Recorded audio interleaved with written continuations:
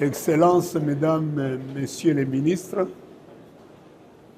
distingués invités, Mesdames, Mesdemoiselles et Messieurs, ce 8 mai 2026, nous célébrons pour la première fois la journée nationale de l'ethnie Hutu, instituée par la décision numéro 2 du président national. Notre premier devoir est de présenter nos hommages les plus déférents à son Excellence, Monsieur le Président de la République, Félix Antoine Tshisekedi Tshilombo, dont la vision et l'action ont rendu possible la présente célébration. Nous saluons l'amitié de tous les animateurs des institutions nationales ici présents, de tous les mandataires publics et privés, des représentants de toutes les professions et de tous les métiers, de la femme toujours gardienne du temple et de la jeunesse à venir de la nation. Nous saluons avec joie et enthousiasme la présence de personnalités amies, dont certaines ont souhaité prendre la parole afin de donner témoignage et inscrire la journée d'aujourd'hui dans le sens de l'histoire et de la cohésion nationale. Nous saluons la grande famille Igisenye, partout où elle est, ici dans cette magnifique salle du stade Tata Raphaël et dans la ville de Kinshasa, mais aussi au pays comme dans la diaspora. Et l'encourageons à réfléchir sur elle-même, sur sa douloureuse situation actuelle inhérente à la guerre et sur les raisons d'espérer pour nous et pour nos enfants la dignité, le bonheur et la paix.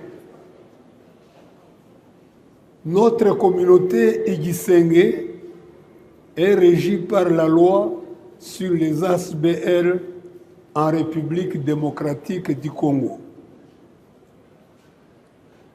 La date du 8 mai appelle précision et clarification.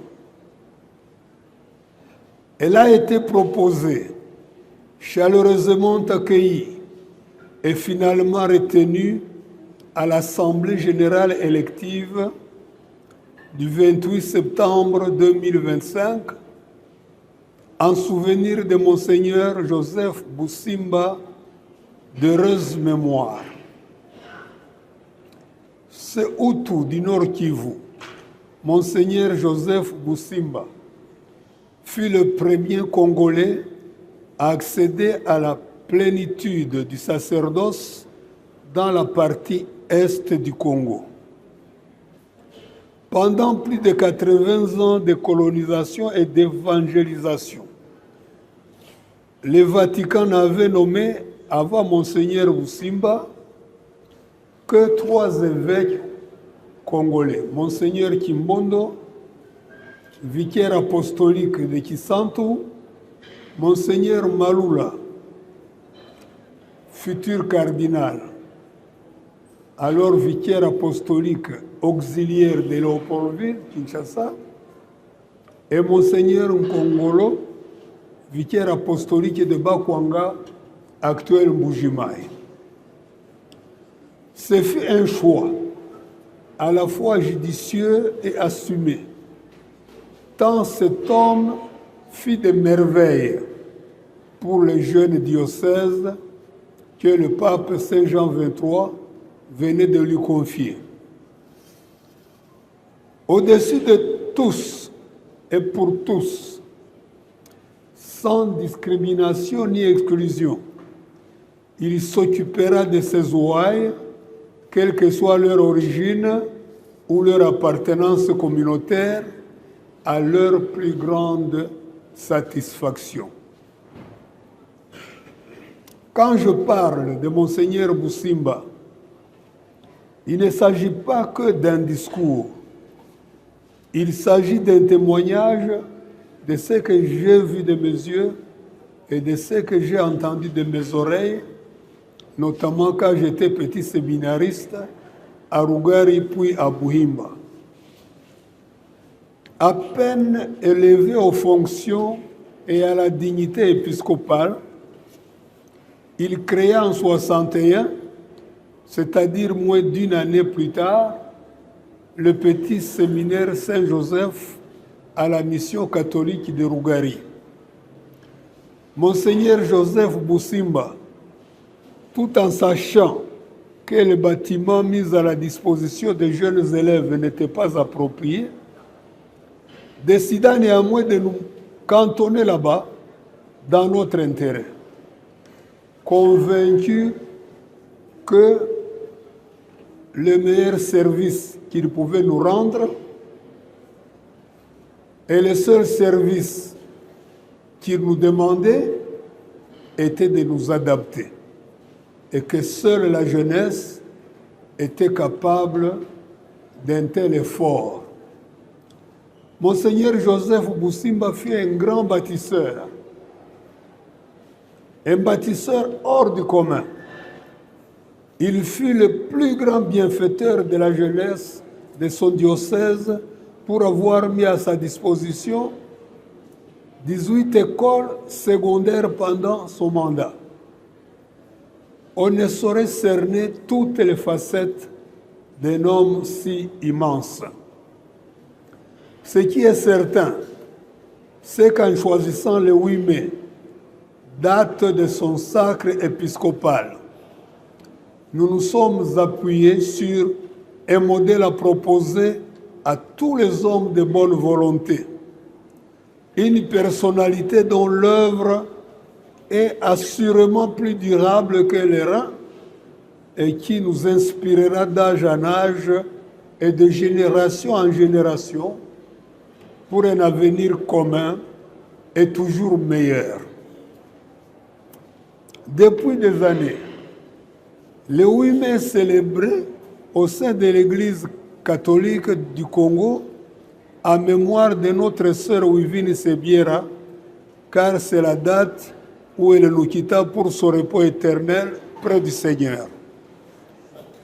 Il y a 40 ans, un 8 mai, les mamans Hutu ont créé leur mutuelle et à ce sujet la communauté Igisenge et son comité directeur présentent leurs sincères félicitations à ces vaillantes Amazones qui continuent à servir et à faire briller la communauté Hutu. Un diplôme d'honneur sera remis aux pionnières et fondatrices de cette association aujourd'hui. Enfin, comme par hasard et par un heureux concours de circonstances, le 8 mai est célébré dans le monde entier comme un jour de paix, car c'est la date qui mit fin à la Deuxième Guerre mondiale avec la capitulation de l'Allemagne. Voilà pour ce qui est du 8 mai. Le sens et la portée. Je voudrais vous parler du sens et de la portée de l'article 10 de la Constitution qui est relatif à l'ethnie. C'est pour nous prémunir d'un éventuel soupçon de tribalisme ou de quelques sentiments négatifs, alors que le concept est consacré dans notre Constitution, alors que le concept a une fonction. Ce jour, nous l'avons voulu. Nous en avons rêvé. Ce jour pour les Hutus est désormais un jour sacré. Il nous rassemblera une fois chaque année pour célébrer notre peuple, notre communauté, notre ethnie, en conséquence de l'article 10 de la Constitution du 18 février 2018, tel que modifié à ce jour et qui dispose comme suit. La nationalité congolaise est une et exclusive et ne peut être détenue concurremment avec une autre. La nationalité congolaise est soit d'origine, soit d'acquisition individuelle. Est congolais d'origine toute personne appartenant aux groupes ethniques dont les personnes et les territoires constituaient ce qui est devenu le Congo. Présentement, la République démocratique du Congo à l'indépendance. Une loi organique détermine les conditions de reconnaissance, d'acquisition de pertes et de recouvrement de la nationalité congolaise. De par la Constitution, personne ne peut être congolais d'origine s'il n'appartient pas à une tribu, à une ethnie d'origine. Mais alors, comment connaîtra-t-il son ethnie d'origine qui constituera sa nationalité d'origine si personne ne lui en a parlé? Voilà pourquoi connaître son ethnie, être fier de son identité ethnique, renseigner correctement son identité ethnique lors de l'établissement des actes de l'état civil et autres documents officiels, exprimer ses ambitions et revendiquer des droits pour une représentation ethnique équitable sont autant d'actes de mise en œuvre de l'article 10 de la Constitution, l'exercice d'un droit civique et l'accomplissement d'un devoir. Parlons de la géographie humaine en ce qui nous concerne. On ne peut rien contre la géographie, et surtout la géographie humaine.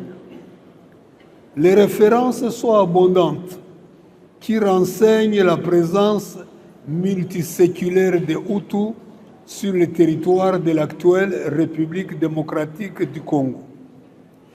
Qu'il s'agisse de la tradition orale, des récits des premiers explorateurs européens, des rapports officiels des autorités coloniales, des rapports des missionnaires ou des études savantes, tous convergent pour affirmer cette présence multiséculaire.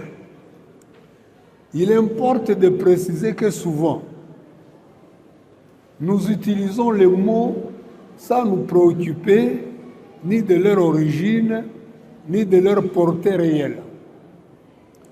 L'exemple nous est donné par l'appellation d'un des plus grands parcs naturels de notre pays, le parc national de Virunga.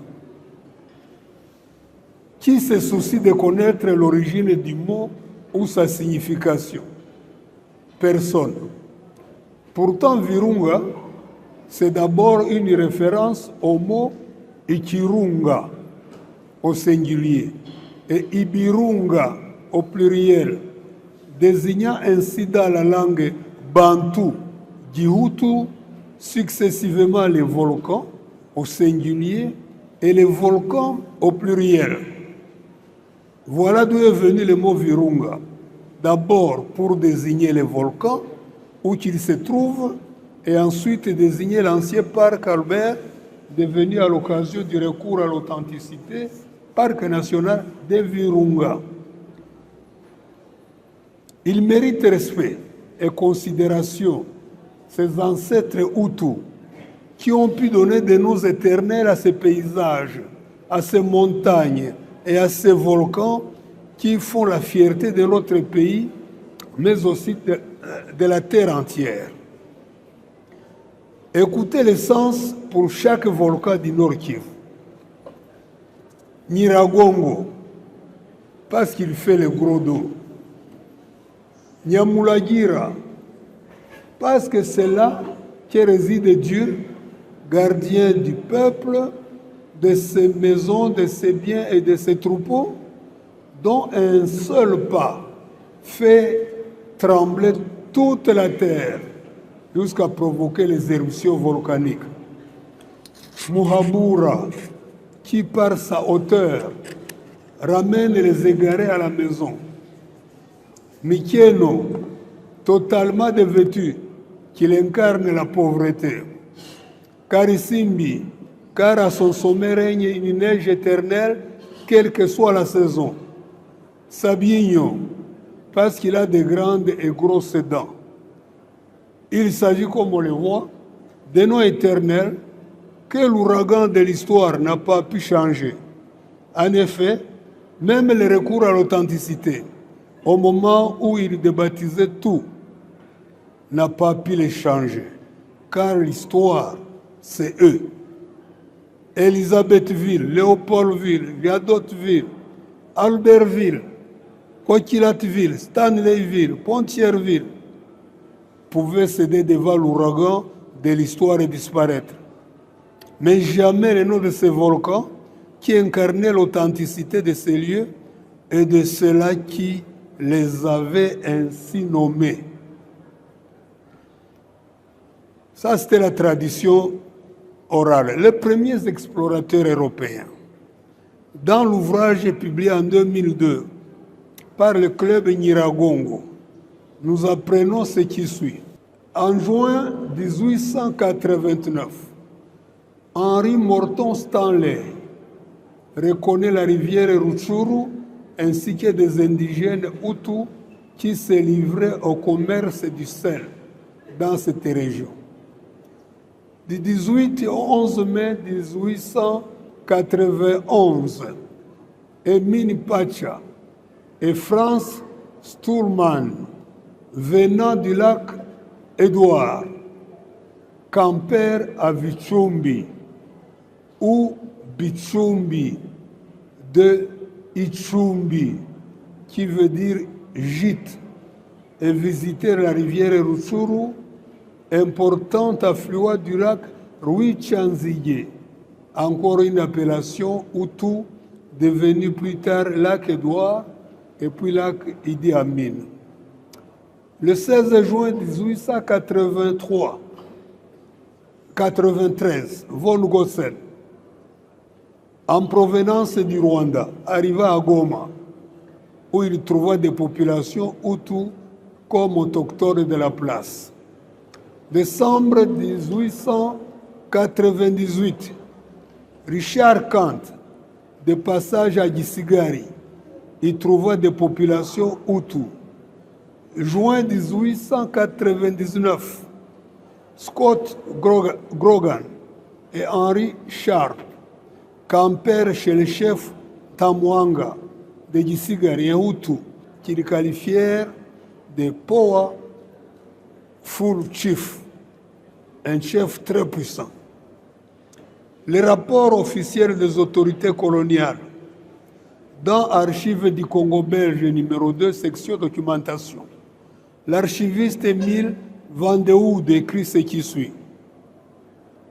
Il a été dit que M. le capitaine Ereman avait préconisé, comme une frontière au nord du lac Kivu, la ligne partant de l'extrémité de la médiane vers le sommet du volcan Chamina Congo et coupée ensuite au point 1 degré 20 latitude sus par 30 degrés longitude est.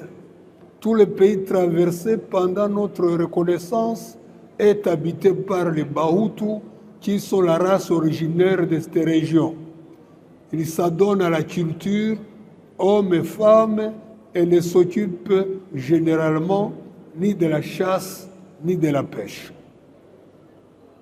Le commandant Jean Dalman fut le fondateur du poste de Rutshuru en 1902. Le lieutenant puis major Gustave Verwoerd, qui séjourna dans la région, vraisemblablement en 1904 à 1907, classe la population autochtone du Kivu à 8 groupes différents, à savoir Baamba, Baima, Bautu, Baliok, Bambura, Wakonjo, Ouanande et Walega. Par ailleurs, le même auteur nous décrit le pays de Rutshuru dans sa faune, dans ses aspects administratifs et ethnologiques, sur la carte dressée par cet auteur et publiée en 1910. Les Hutus occupent la région allant de Goma à l'extrême nord de la plaine de Rutshuru jusque dans le Bufumbira en Ouganda. Ceci sera confirmé par la carte ethnographique du Congo dressée par Charles Meur sur base des données du 19e siècle. Les rapports des missionnaires s'agissant des Hutus, le premier rapport des missionnaires remonte à 1910, lorsque Monseigneur Augustin Is, pionnier des premières fondations missionnaires dans le nord-est du Congo, signala sur le premier croquis dressé à propos de la région de Rugari-Gisigari, où il projetait de fonder le premier poste de mission, que les habitants de ces vallées très peuplées étaient des Hutus.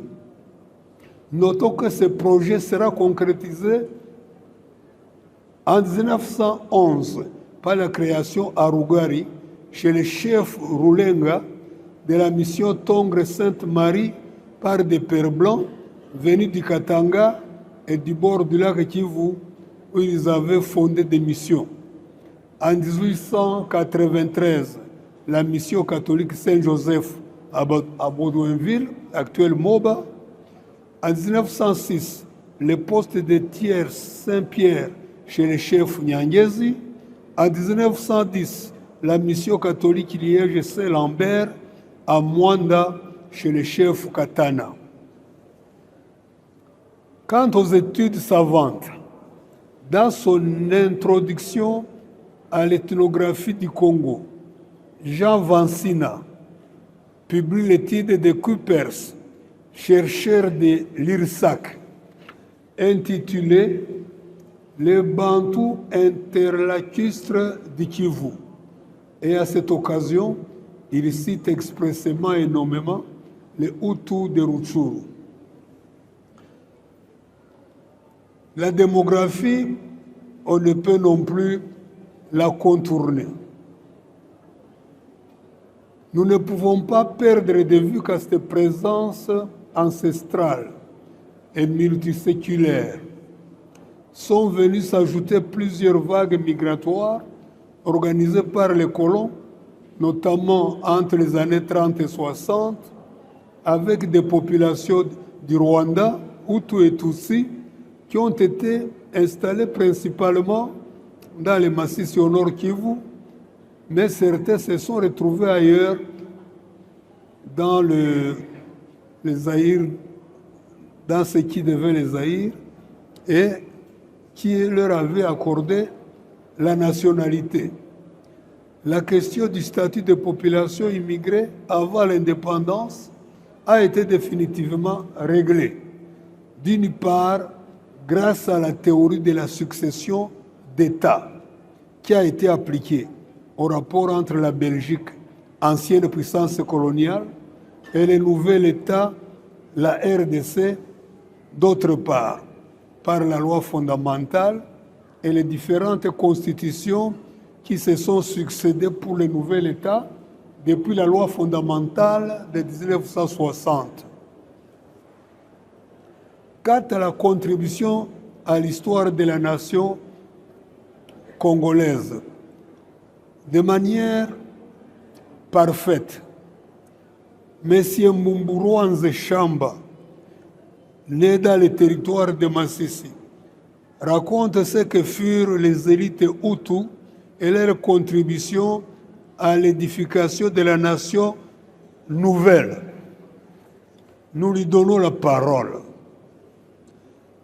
Ces dignes fils et filles Hutus constituaient la crème des crèmes dans tous les domaines et faisaient la fierté nationale. Sans prétendre à l'exhaustivité, l'on pourrait en citer le suivant.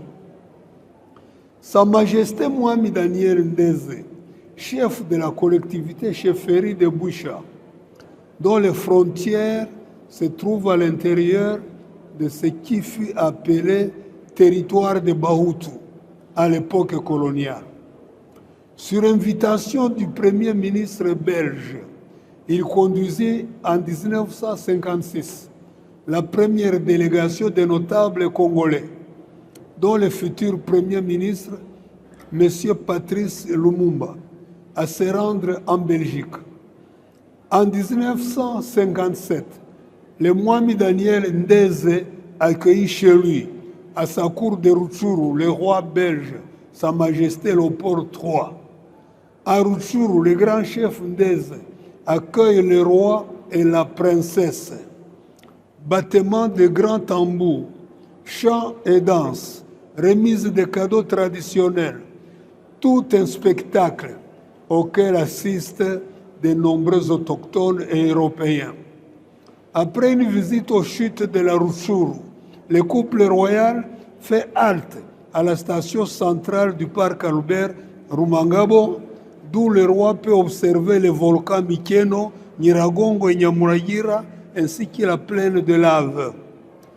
Poursuivant sa route, le couple royal franchit le col entre les volcans Mikeno et Nyiragongo, mais les conditions climatiques à haute altitude ne le permettent pas. Ce n'est que 2 ans plus tard, en 1959, qu'il escalade le volcan et descend dans le cratère à l'occasion d'un dernier voyage au Congo.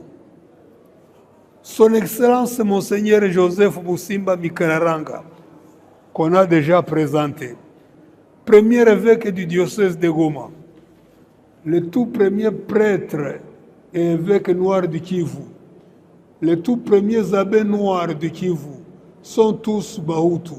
Joseph Busimba et Jean Mahano furent ordonnés prêtres le jour de l'Assomption en 1940 par Monseigneur Leis à Mugeri Katana au sud Kivu.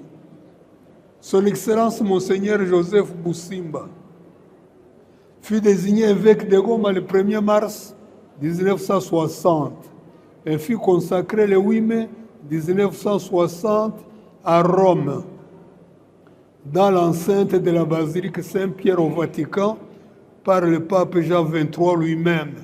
Son consécrateur principal, assisté de Monseigneur Napoléon Alexandre Labrie et Monseigneur Fulton John Sheen comme co-consécrateur. À la démission de son Excellence Monseigneur Van Steen, le 24 mai 1965, Monseigneur Busimba fut nommé administrateur de l'archidiocèse de Bukavu. C'est à ce titre qu'il nomma, avec mandat de l'annonciature, l'abbé Aloïse Mourindoa comme vicaire général de Bukavu en juillet 1965. Monseigneur Busimba est le consécrateur principal de son Excellence Monseigneur Aloïse Mourindoa Mutabesha Mungoma Mweru, archevêque de Bukavu, le 20 mars 1966, comme consécrateur de son Excellence Monseigneur Emmanuel Kataliko, évêque de Butembo Beni, le 11 octobre 1966, et de son Excellence Monseigneur Timothée Pirigisha Mukombe, évêque de Kasongo, le 3 mars 1967. L'honorable Marcel Bissoukiro est le tout premier ministre du commerce extérieur de la RDC et le tout premier président de l'Assemblée régionale du Kivu à Bukavu. Pour le service rendu à la nation, l'honorable Bissoukiro fut élevé à la plus haute distinction honorifique de la République démocratique du Congo au rang du Grand Cordon des héros nationaux, Patrice Emery Lumumba, Laurent Désiré Kabila. Son Excellence Gervais Bahizi est le tout premier ambassadeur de la République démocratique du Congo auprès de l'ONU à New York en 1961. Il importe de signaler que les honorables Marcel Bissoukiro, représentant le CEREA, Gervais Bahizi et Théodomir Nzamukwereka, représentant l'ARP, ont activement participé aux travaux de la table ronde de Bruxelles et ont abouti à l'adoption des résolutions portant sur l'avenir du Congo belge, dont un consensus majeur sur la date de l'indépendance du futur État fixé au 30 juin 1960. L'honorable Joseph Midiburo est le tout premier Kivusien à avoir été élu président de l'Assemblée nationale de la RDC en 1963, bien longtemps avant les honorables Anzoro Libembe Isolonyonyi et Vital Kamerhe Rwakanyinginyi Nkingi. Le professeur Edmond Mouginia est le tout premier détenteur de doctorat Fribourg Suisse, au Nord Kivu en 1964. Monsieur Pierre Ruyagne Tchoubaka est le tout premier autochtone congolais, commissaire de district de Goma, le Congolais qui a remplacé le dernier commissaire belge de Goma à l'indépendance. Je ne faisais que citer l'auteur dont j'ai donné le nom auparavant. Et quelle est la prétention de l'ethnie Hutu comme contribution à l'avenir de la RDC? Elle se fera certainement par la culture, la science et l'innovation. La culture, c'est d'abord notre langue, le Kihutu. La culture, c'est la somme de toutes les meilleures productions humaines, qu'elles soient intellectuelles, scientifiques, morales, spirituelles, religieuses, artistiques, esthétiques et éthiques, au sein d'une société donnée pour faire face aux défis des temps présents et accéder ainsi à la dignité, à la paix et au bonheur. La culture, c'est la somme de toutes les beautés et de toutes les bontés du monde qui se manifestent par le travail et les œuvres de l'esprit, de ceux-là qui, hommes et femmes, donnent le meilleur d'eux-mêmes pour que nous vivions dans l'effort pour le bien commun, dans la joie de vivre et de vivre ensemble, d'être solidaires dans l'espoir de transmettre à nos enfants et petits-enfants un héritage digne dont ils seront fiers et qu'ils s'empresseront à leur tour à transmettre à leurs propres enfants et petits-enfants pour une paix définitive et un paradis qui n'aurait jamais dû être perdu. La culture, c'est l'autre nom de la paix. Il n'existe pas une culture de violence ou de guerre, car la violence ou la guerre, c'est le refus, la négation et le rejet de la paix. C'est le refus, la négation et le rejet de la culture. La violence ou la guerre, d'une part, et la culture, d'autre part, sont antinomiques et autant incompatibles. Voilà pourquoi, malgré la reconnaissance de l'existence des peuples barbares, personne n'a osé dire que ceci, du moment qu'il s'était installé dans la haine de l'autre et la violence contre l'autre, avait une culture ou une civilisation à proposer. On les a combattus jusqu'à leur conversion, lorsque ce n'était pas jusqu'à leur extermination ou leur extinction. Cette compréhension des choses et les liens intimes entre la paix et la culture qui ont conduit les auteurs de la Charte des Nations Unies à lui donner comme fin ultime la fraternité humaine, la dignité humaine et la paix dans le monde. Voilà pourquoi une des premières initiatives des Nations Unies a été de créer l'UNESCO, tant il était vrai et évident que les idéaux proclamés dans la charte de San Francisco ne pouvaient jamais être atteints sans la promotion et la sublimation continue, soutenue et permanente de la culture des peuples et entre les peuples. Mais par là, nous comprenons que l'identité ne peut être une fin en soi. L'identité doit être ce que nous appelons une identité qui vaille. Une identité qui vaille. Pour que ce concept soit maîtrisé, je voudrais me référer ici à un extrait d'un auteur fameux que l'on connaît souvent pour sa théorie sur la séparation des pouvoirs dans un État, mais qui a dit beaucoup d'autres choses intéressantes, et notamment dans sa préface au livre appelé Les Cahiers. Montesquieu disait ceci, et quand vous m'aurez, ou quand nous l'aurons compris, nous allons le parodier pour savoir comment cela peut se transposer chez nous. Voici ce qu'il dit.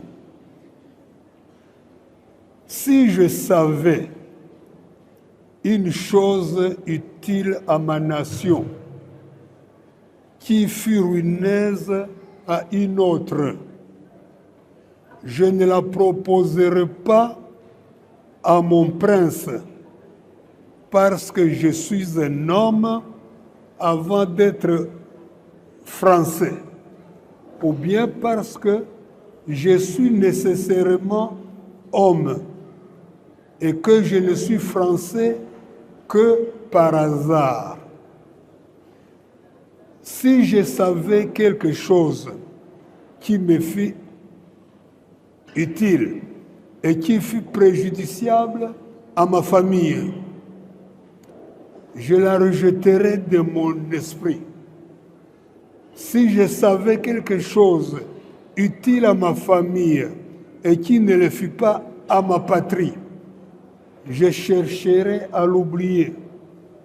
Si je savais quelque chose utile à ma patrie et qui fut préjudiciable à l'Europe, ou bien qui fut utile à l'Europe et préjudiciable au genre humain, je la regarderai comme un crime.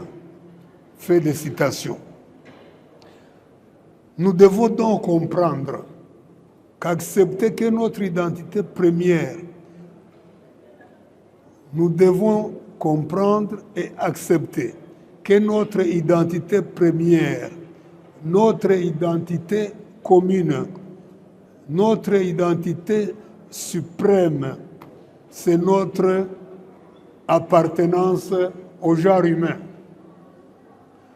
Nous devons donc remercier l'ancêtre commun de Bahutu, qui ne devait s'appeler que Gahutu, de nous avoir héréditairement transmis assez de traits et de vertus que nous retrouvons chez d'autres peuples et que nous partageons avec d'autres peuples du Congo, d'Afrique et du monde afin de construire l'homme et de faire l'unité de l'humanité.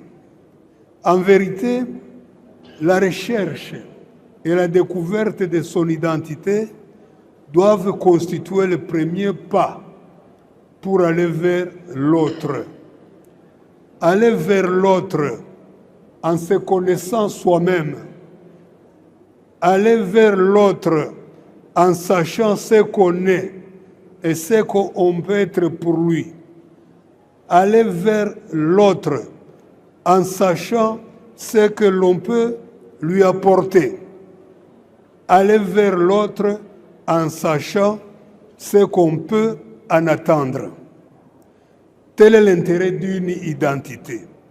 Une identité positive, une identité pour servir, une identité pour ne pas arriver main vide au rendez-vous du donner et du recevoir, selon l'expression du président poète Senghor.